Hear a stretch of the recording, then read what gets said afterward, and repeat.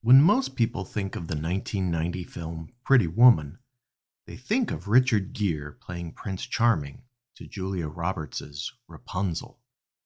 But the real hero of that story, at least in my eyes, is Barney Thompson, played by Héctor Elizondo. Perhaps you've forgotten that character. Let me refresh your memory. You may remember that Vivian, played by Roberts, was tasked with buying a dress for dinner but couldn't get the stores on Rodeo Drive to take her seriously. It was in this moment of desperation that she ran into Barney in the hotel lobby. Once he understood the situation, he arranged for her wardrobe. Later in the movie, it was Barney that said to Edward, played by Gere, "It must be difficult to let go of something so beautiful," prompting Edward to realize he was in love.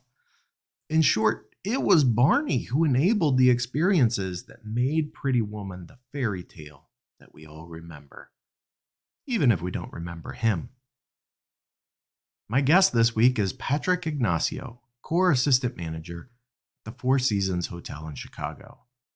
He's been in the hospitality world for 2 decades, a world that is about making memorable experiences to drive customer loyalty. This week on Next in Queue, we discuss how the reservation process impacts guest experience, how franchise branding provides both risks and rewards to owners, how word of mouth is dramatically changed by social media, how to drive loyalty by customer segment, the pros and cons of technology for guest experience, and one lesson for other industries outside of hospitality. Let's get to it.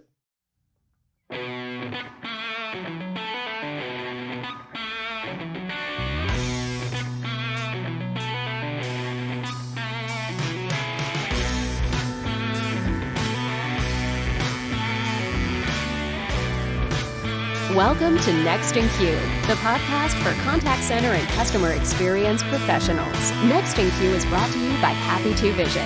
Eliminate blind spots and see right through every conversation with Happy 2 Vision. Learn more at happitu.com.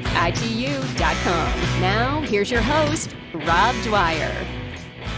Hey, thanks for joining another episode of Next in Queue. That's right, my name is Rob Dwyer, and today I'm joined by an old friend, Patrick Ignacio. Hi, Patrick, how are you?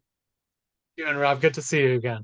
Yeah, you too. So, Patrick, we are going to be spending time talking about customer loyalty today and how customer experience impacts customer loyalty. But before we get started, I think we should learn a little bit about you. So tell us kind of where you're from, what you do, and kind of how you got into the business that you're in. Well, sure. Well, originally from the East Coast, so Virginia, DC area. But actually went to school at Purdue University, which is in Indiana. Took up hospitality and tourism management there. Kind of worked my way through school, worked at the hotel that was on campus, worked at the golf course that was there as well. And after graduating, went up to Chicago, just a couple hours away, and started off as a front desk agent for a small boutique hotel. But I've been in hospitality basically for 20 years. When I was a front desk agent at that boutique hotel, I guess this was timing, but the hotel manager at the time left about a month into my stint there. Wow. And I was the only one that was working there that had formal hospitality education. So I was named interim hotel manager. I'm sure it was to test me and my abilities, but it worked out okay. So after a few months of that, I was officially named hotel manager. I managed it for about 5 years. After that, I did a little stint at a travel agency for about 2 years. After that, I went into a corporate office for a global hotel group. Uh, I started off as a customer relations agent, then a loyalty specialist, then customer relations manager.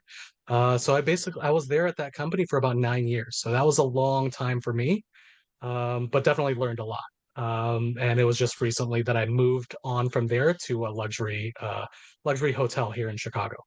Yeah. So the Windy City is now your home. It is. It is. I mean, I'm open to moving, but Chicago is my new home. It's been my home for since 2005.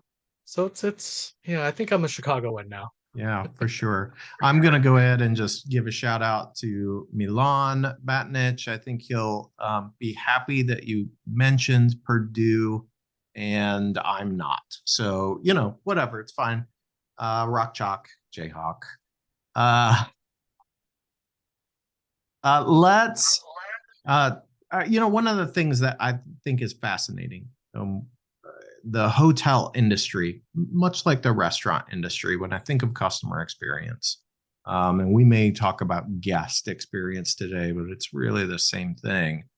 When I think about those businesses, they really are all about the experience. And so what you're buying is an experience, but that experience starts obviously much earlier than when they're actually in the hotel or in a restaurant or what have you. And I think that you get a well-rounded perspective on how customers view things, particularly if you're working at front desk or you're working in loyalty management. Like, you hear all of the complaints about all kinds of aspects and the kudos too, right? It's not just the complaints. And so I always feel like that industry prepares you for customer experience in almost any other industry because you've kind of seen every aspect. So that was one of the reasons that I wanted to have you on the show, because I feel like you've probably seen and heard just about everything. Definitely. I mean, working in varying companies in different, handling different aspects of just hospitality in general, right? So just travel. Mm-hmm. When you talk about hotels, yeah, I mean, hotels, it starts really from the reservation, right? Or even before, when guests are shopping and Yeah. where are they going to stay whenever they visit, a certain city. Um, so of course it, starts usually with the website, pictures, things to draw people in, what looks exciting, what looks comfortable. Everybody is different. So people look at different things when it comes to the website and what they're looking for in a hotel. But it comes down to the reservation process as well. Once I know a lot of people make reservations through the websites, and that's fine as well. That makes it simpler. But oftentimes guests will call the hotel to make a reservation. So how is that interaction? Are we answering the phone politely? Are we using their name? It's really connecting with the guest any way that we can so that we can earn their business. um, you know, if they have kids, what are we going to do, or what can we offer to them so that their kids are happy, so that the parents are enjoying their stay there. They don't have to worry about their kids not being entertained, right? So the whole journey with the guest, it really starts with that, just before making the reservation. A lot of these, even the big hotel chains, right? They have a reputation, and it started way back ages ago when the company was founded. And so people have certain expectations, and it's up to the hotel itself to deliver on those expectations, or else then you start seeing those complaints, and then it's a rocky road to try to recover from that. Yeah, absolutely. And I think that's an interesting aspect of loyalty within that industry, because and this may not be something that everyone knows, but a lot of those hotels that belong to big flags, right? The names that we're all familiar with, those are often franchises. So they're independently owned and operated, which means, right, that while they have agreed to live up to certain standards, that experience can be different from hotel to hotel because you've got different ownership, different employees kind of managing that experience. Um, how do you, if you are, um, trying to align experiences to keep that loyalty? Because to your point, if I have a bad experience, all of a sudden my perception of the brand changes.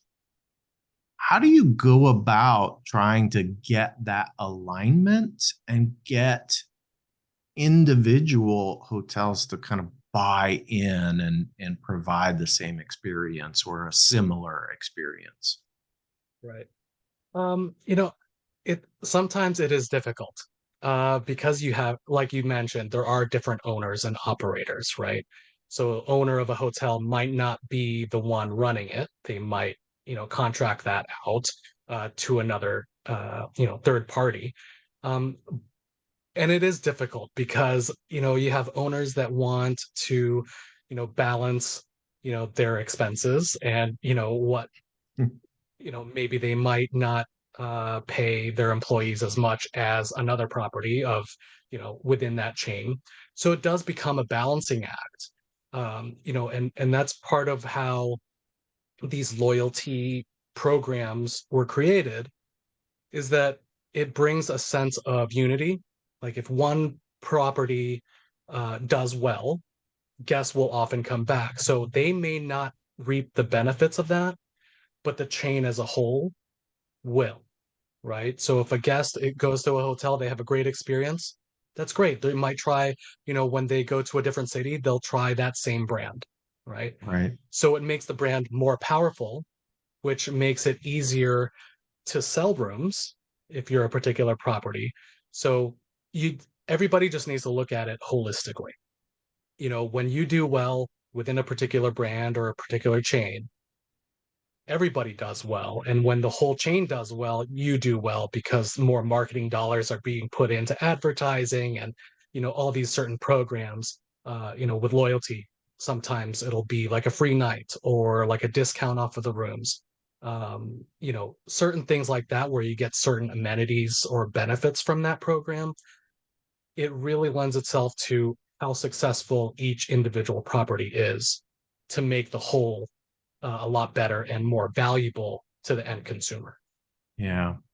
So what if I'm an owner operator? I mean, obviously there's a lot of benefits, right? If I'm participating in something like that, what are some of the risks or downsides that I might experience or just need to be aware of? Well, that's part of it as well. And I kind of mentioned it earlier, but if the individual property does well, technically the whole chain will do well.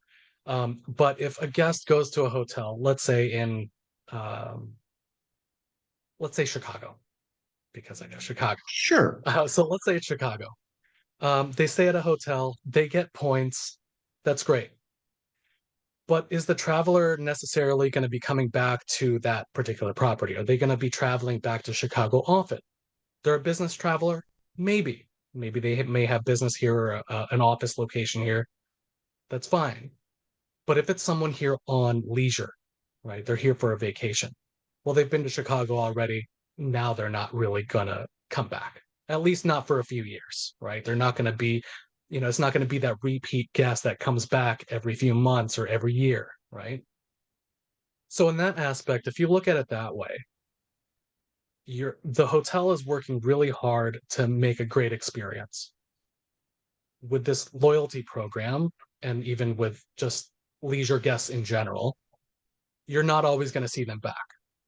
So Yeah. the fruits of your labor are being enjoyed by other properties within that chain, right? So it can be a little disheartening. It can be a little depressing that you put so much work into, a great stay that you're not going to see that person ever again, right? But again, there's pros and cons to both, right? That's okay because if they had a great stay, they're going to tell their friends about it, and then their friends are going to stay at your property when they come into town. So there's pros and cons, and it kind of balances out. Not getting that repeat business might mean getting new business from, word of mouth, let's say. Yeah. Speaking of word of mouth, how has, let's say, Instagram changed how you can drive loyalty or drive that new business based off of current and past guests? I think it's huge to have that quick of an impact because it can go viral very quickly, right? We talk about word of mouth. People, I mean, once you go on a trip, you stay at a hotel, you're not going to really tell anybody until you get back. That's when most of the word of mouth is going to happen. When it comes to Instagram and things like social media, it's instant. I mean, you put that out there, you put anything out there, if it's good content, if it delivers the right message or something that's exciting, they'll share it with their friends, and then it'll go viral. And now everybody wants to come to your hotel or your venue, right? So, for example, so I work at the Four Seasons in Chicago, and we created a speakeasy.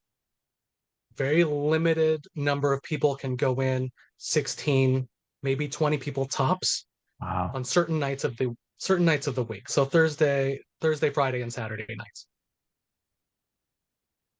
That was blasted on Instagram, and within maybe a few days, December completely sold out. Right? I mean, and we started this. Well, technically, it was November and December that sold out. Um, and the whole speakeasy was only supposed to run until the new year, right? So through December. But with such a big following, we got calls left and right. Can I make a reservation for this, for the speakeasy? And I was like, I'm sorry, we're sold out. We're fully committed. So what ended up happening is we ended up extending the speakeasy dates up through end of March, right? As soon as we extended it, January sold out. February is probably half sold out at the moment.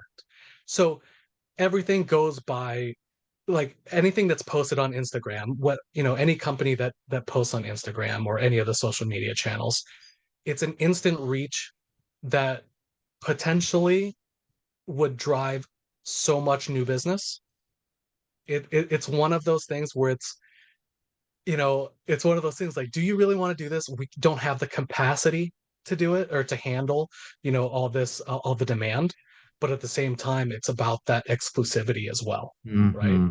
So if Yeah. people want it, they will try to get it. They want to go to this experience, then they'll try it. They'll keep calling, put on the wait list. They'll keep calling even after that. Hey, how's the wait list going? And it's actually really exciting to see. A lot of people just excited and eager to try something new. And I think that's where, this industry needs to go is, creating things that, promote this excitement. Because, if it's just the hotel, you know, what are you going to do? Just sleep there, eat at the restaurant? There's nothing enticing. Yeah, it seems to me that social, Instagram in particular, maybe we're seeing more with TikTok, also YouTube. Those social channels, and I'm sure more will come, seem to be, if you can, number one, if you're a destination type of hotel, right? And we need to clarify, right? There are different types of hotels, and not every hotel is going to be the Four Seasons, and not everyone's going to go, oh, I want to go to the speakeasy at this unnamed. I'm not going to denigrate any brands, but this unnamed hotel that is of a different tier. They have a different challenge. But if I have a destination hotel, if I can master social, it seems like a really creative and new way to generate demand that didn't really exist in the same way, really not all that long ago. Right. Exactly. I mean, with all this social media, it's a new I mean, it's been around for a little bit, but I think more businesses now are finding out, how to use social media, to your advantage, right? You want, if there's a new experience, a new restaurant that's opening, a new spa, things like that. If you put it on social media, now it's there. People aren't necessarily searching for it, right? It's kind of like advertisements, like commercials on TV, right? You're watching a program, hey, there's a commercial. Okay, maybe you pay attention, maybe you don't. But most of the time now, if people are just scrolling through Instagram after one quick swipe, you get to the next one. It's like, oh, this is interesting. Oh, this is really cool. I want to try that, or I want to visit that destination, that city, that hotel, resort, etc. So, it does drive a lot of it's a new way of thinking, I think, when it Hmm. comes to businesses trying to advertise and market to their target demographic. Yeah, I was just talking with Dennis Wakabayashi about this, and it's now the beginning of customer experience is always in your marketing, right? That's the first touch, and marketing today is about mastering that algorithm. And hotels, particularly destination hotels, I think have a leg up if they know how to do it right, because that social marketing is very visual. So if you can create that compelling visual, then people are going to notice. Exactly. You really kind of already brought this up. So I want to circle back and revisit this. And this may be different again based on the type of hotel that you have, but can we talk about how you manage loyalty and or customer experience across these different segments of travelers? So you mentioned leisure traveler, right? I'm coming for a vacation, or maybe I'm coming for a some kind of fun conference that I want to go to, versus the business traveler that may be in town on a semi-regular basis. Um, how do you look at that differently and manage that? It is a little bit different. I mean, there are a lot of similarities to that. Obviously want to be recognized, right? Regardless of the reason for travel, I think you want to be recognized, right? Whether it be using your name or preferences, things like that that you want to keep in mind so that, the guest is comfortable and, comfortable staying there, not necessarily, paying the rates that you're asking, but just overall, how is their experience, right? Greeting them at the door, opening the door for them, bellman taking the luggage up to their room for them so that they don't have to worry. It's about removing the stress and letting the guests enjoy their time while they're at they are at your property. um because if they're having a good time, I don't think anything else really matters. The way I look at it is product the product that you sell doesn't necessarily have to be amazing, but the service level has to be, Mm, right? You can go to a hotel, you know, things can be run down, but if the service is amazing, people are going to remember the service. Oh, they used my name. Oh, like, they helped me. They asked me if I needed help with this. Like, I didn't have to worry about anything. All my needs were taken care of. You're going to remember that more than, a crack in the ceiling, let's say, right? So what drives the loyalty aspect of that, whether it's leisure or business, it's really the service that comes along with it. That's what we're really selling, right? When you sell a hotel room, it's nothing like it's not tangible, right? You're selling time and space. yeah. Apart from that, it's all about the service, right? Um, so when it comes to the loyalty aspect, you don't really treat them too much differently. I mean, obviously, the leisure, they're more casual and they may be around the hotel a little bit more. They need things to do, so there needs to be some sort of amenities that need to be there. Like for the kids, do you have a game room? Do you have like toys? Do you have, you know, anything for the kids to do? And for the adults, do you have bars available, several restaurants, a spa, jacuzzi, something like that? The business traveler doesn't really care too much about that because they're primarily there to work, right? So for 8 to 10 hours a day, they're not even on property, Yeah. right? And when they are on property, they might grab a quick bite to eat, but for the most part, they're sleeping.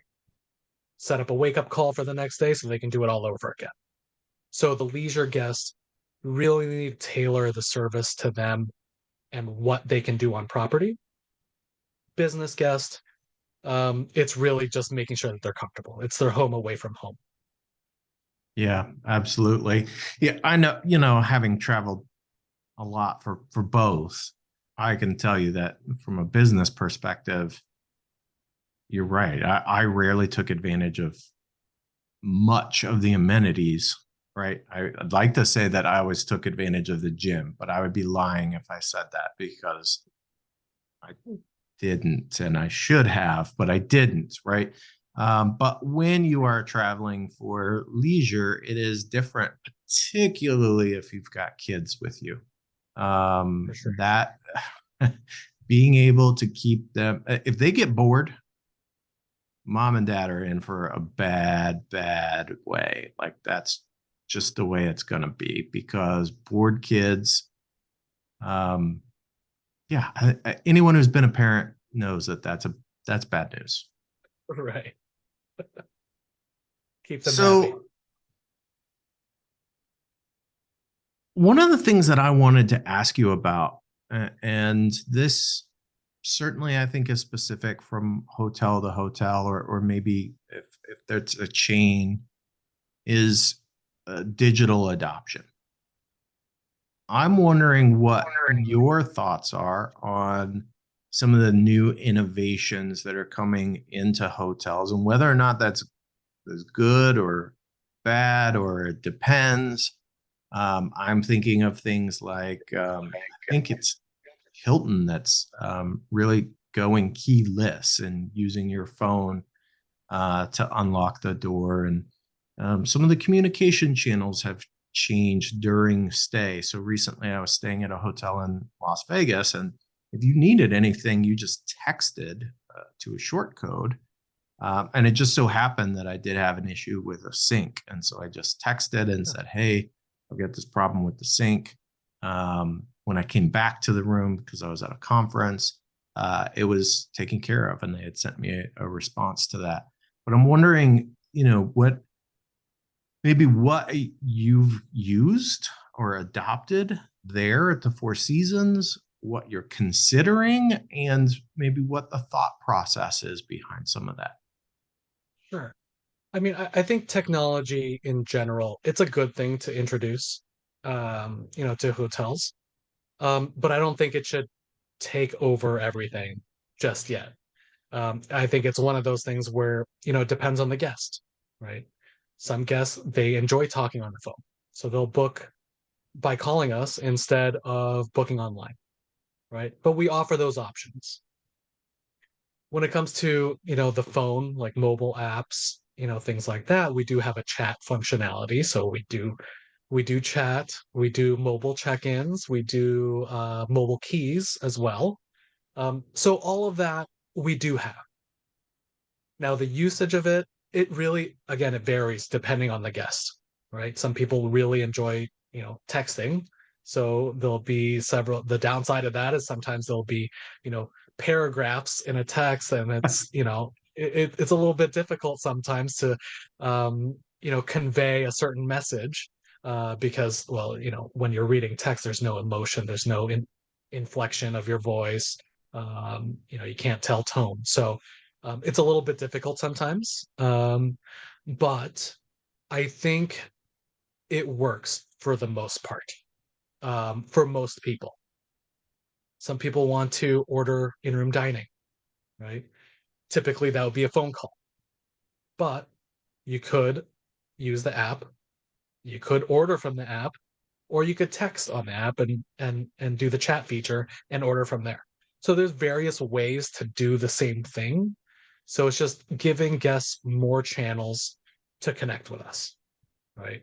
So the last thing we want to do is have, the guest try to order something, order room service, but not know how to do so, right? Right.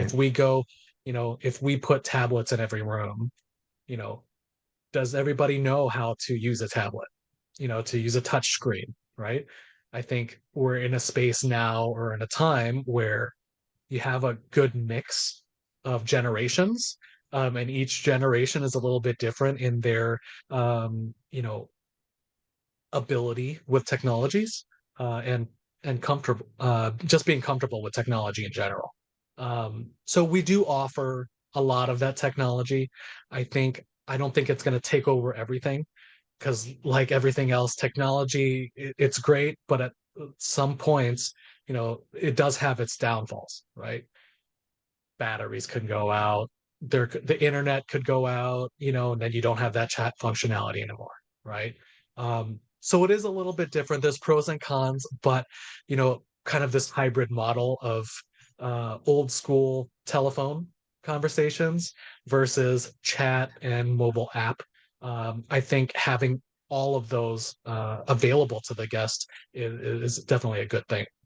Yeah, it seems like knowing your demographics is really helpful. And certainly in the hotel space, your demographics are going to be really wide ranging. And so, if my 93-year-old grandmother comes to the hotel to stay, she is not hopping on a tablet. That's just not happening. So you need to have some of the more traditional ways to engage. At the same time, it's very clear, right, that younger generations are more and more comfortable, and not just comfortable, but want to engage digitally. And so having that available is great for them. Does that introduce some new challenges for you in managing all of these different channels?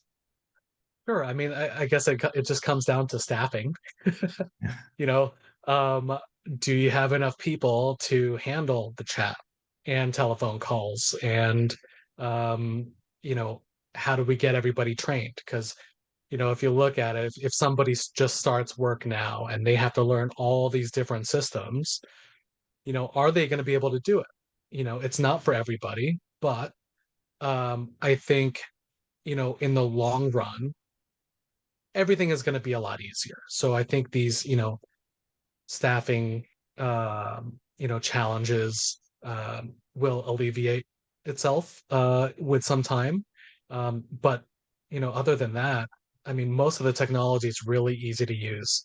A lot of it is, you're typing on an actual keyboard and not on the phone. So, it's a little bit easier that way. Um, but again, that's what, a lot of these introducing these new technologies into hotels and even restaurants, it's really about the staffing and how willing they are to learn a new technology, right? You look at restaurants, a lot of them now, they have tablets, or when it comes time to pay Yeah. the check, they'll actually bring the credit card machine to you, and then you just take care of it right there on the spot. They don't have to take the credit card, off to another room, to charge it. So, these little technological advances, they're happening in all industries, and it's just getting everybody to buy in, with regarding the staff and them learning these technologies. Yeah. Is there any emerging tech that you're looking forward to, or you're considering right now that maybe you haven't used or haven't been using very long, that the jury's still out on? No, I mean, luckily for us, the technology that we're being, provided or introduced to our property, most of them have already been vetted by, the corporate office. So you know, we don't really have those growing pains as far as, trying to find a solution for something else. It's usually provided for us. So we kind of we have an easier time with it. And again, like I mentioned, it's just getting the staff to buy in, getting the employees to learn a new technology and to understand how it will make, our lives easier, our workday a lot more efficient. So really that's really the only challenge, if there is any challenge, is just to get, the people on the team or in the entire property to buy into this technology. But, as far as any new emerging technologies, most of it is I don't really have a hand in, but it's all vetted and tested and tried before we do. But Come on, Patrick, you're not making an app. Is this what you're telling me? You're not making an app? Oh, I'm not making an app. We already have an app. Okay, I thought maybe you were spending your spare time pounding on the keyboard, coding Oh something no, really exciting. It's not no. you. I might have the idea, but I don't have the knowledge of how to build one. So we'll see. Give it some time. I might come out Okay, with my. okay. So, Patrick, one of the things that I wanted to ask you, and I think this is might be interesting to a lot of people, but I'm curious from your perspective, having been in hospitality really your entire career.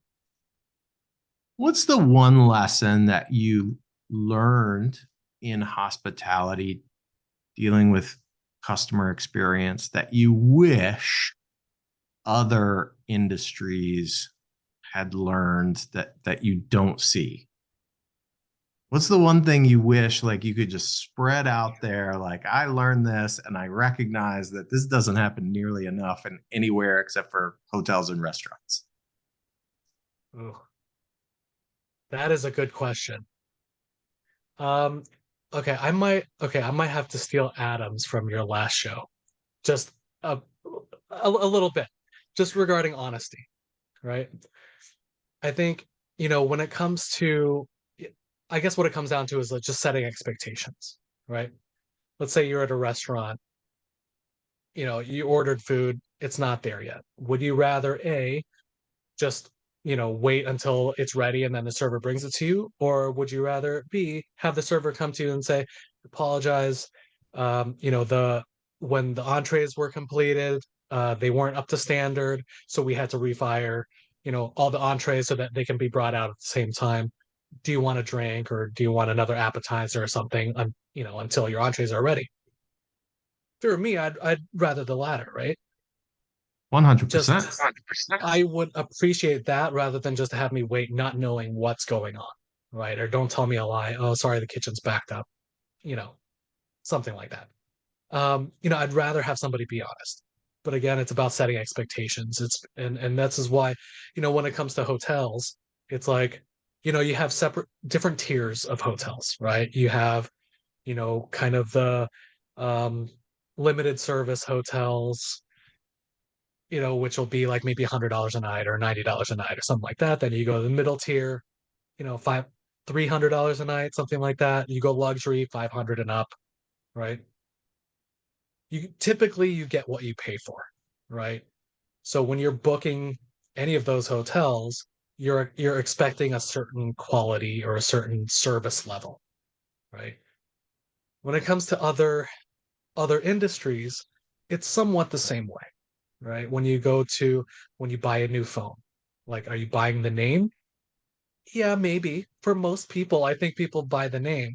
But along with that, and why, the particular cell phone brand has a reputation is typically because of the service, right? Mm-hmm. Phone can break in 2 years, whatever.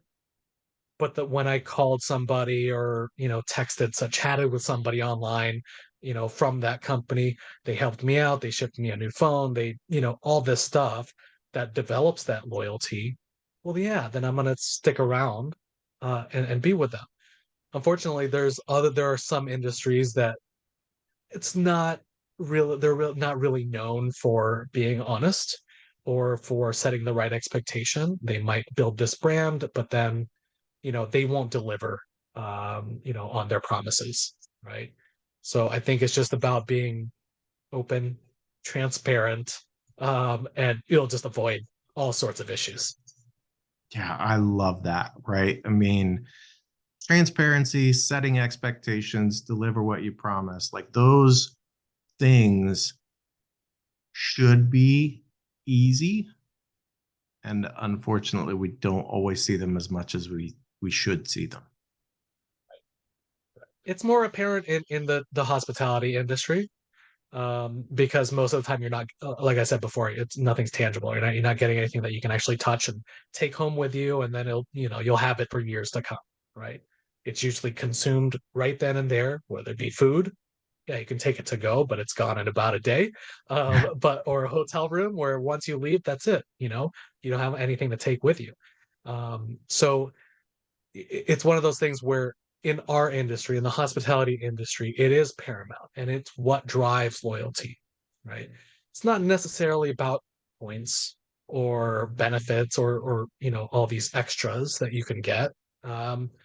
It's more the experience. It's more the service. How do you feel after staying somewhere at a hotel, or how do you feel after a restaurant, dining at a restaurant, right?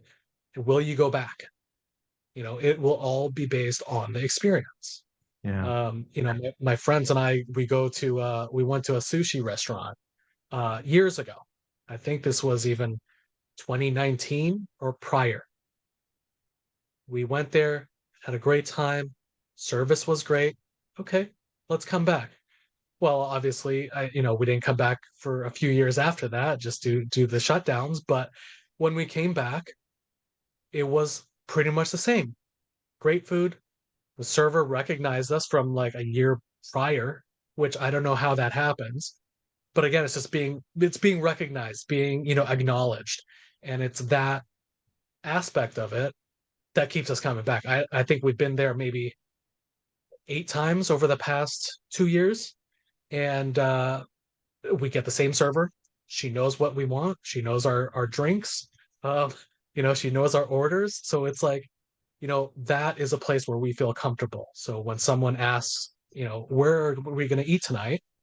If we have nowhere in particular, that sushi place is going to be our place because of the experience that we've had time and time and time again. They've proven themselves to be consistent with the service, consistent with the quality of food. And overall, it just makes us feel good when we go there. Yeah. And once again, right, that's the experience part. Yeah. And if you deliver on that experience, people will come back. They're going to spend more money with you. You just have to make sure to get that right. Patrick, it's been so great to catch up with you. We haven't had a chance to talk in a while since you started your new job. So I'm glad that's going great. And I really appreciate the time that you've taken out of your day to visit with us here on Next in Queue. So thank you so much. Thanks so much for having me, Rob. It was great seeing you again. Let's not make it too long until the next time. All right, sounds good. I'll hit you up when I'm planning on coming to Chicago. How's that? All right, sounds good. Next in Queue is brought to you by Happy To and is produced by me, Rob Dwyer. If you enjoy this podcast, please by all means subscribe and or rate this podcast in iTunes or your favorite podcast app. But more importantly, please tell just one person about this podcast. Word of mouth is the best way for people to discover new content. As always, thanks for listening.